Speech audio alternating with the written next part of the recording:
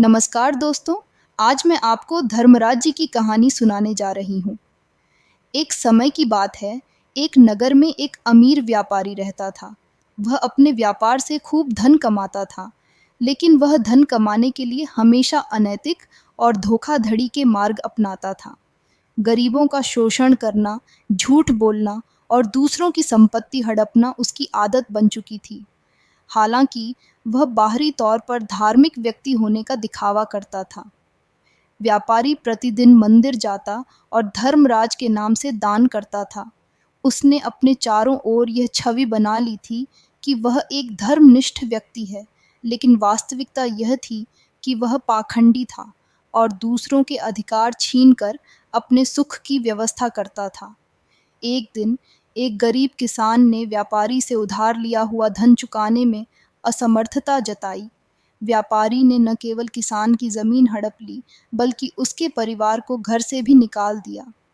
किसान ने भगवान से न्याय की प्रार्थना की और रोते हुए कहा, हे धर्मराज, यदि आप न्याय के देवता हैं, तो मेरे साथ हुए अन्याय का बदला जरूर लीजिए।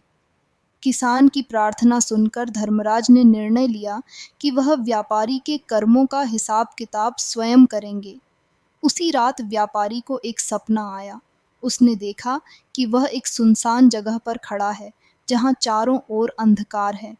अचानक धर्मराज प्रकट हुए।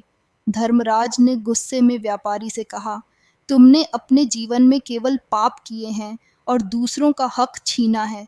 अब तुम्हें अपने कर्मों का फल भुगतना होगा। धर्मराज ने व्यापारी के जीवन का पूरा हिसाब दिखाया।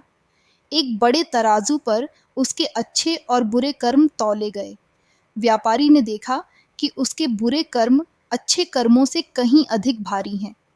यह देखकर वह घबरा गया और धर्मराज से दया की भीख मांगने लगा। धर्मराज ने कहा, तुम्हारे जैसे पापी के लिए स्वर्ग का द्वार बंद है। तुम्हें अपने बुरे कर्मों का फल नरक में भुगतना होगा।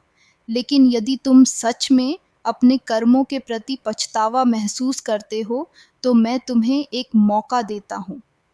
धर्मराज ने व्यापारी को आदेश दिया कि वह अपने पापों का प्रायश्चित करे। उसे सभी गरीबों को उनकी संपत्ति लौटानी होगी, दूसरों के साथ न्यायपूर्ण व्यवहार करना होगा और सच्चाई का मार्ग अपनाना होगा।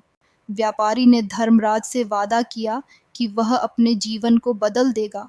अगले दिन व्यापारी ने गरीब किसान को उसकी जमीन वापस दी और अन्य लोगों को उनका हक लौटाया।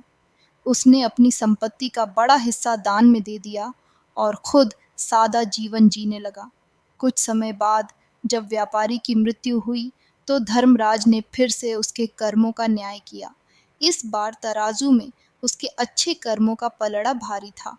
धर्मराज ने कहा, तुमने पश्चाताप के माध्यम से अपने बुरे कर्मों को धो डाला है। अब तुम स्वर्ग के योग्य हो।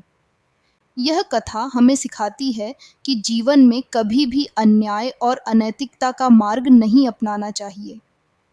यदि हमने कोई गलती की है, तो सच्चे दिल से पश्चाताप करना और अपने कर्मों को सुधारना अत्यंत आवश्यक है। मनुष्य को अपने कर्मों पर ध्यान देना चाहिए। अच्छे कर्म हमें स्वर्ग का मार्ग दिखाते हैं, जबकि बुरे कर्म नरक का द्वार खोलते हैं। धर्म और सच्चाई का मार्ग ही मनुष्य को शांति और मोक्ष की ओर ले जाता है। धर्मराज न्यायप्रिय हैं और वे हमेशा कर्मों के आधार पर निर्णय करते हैं।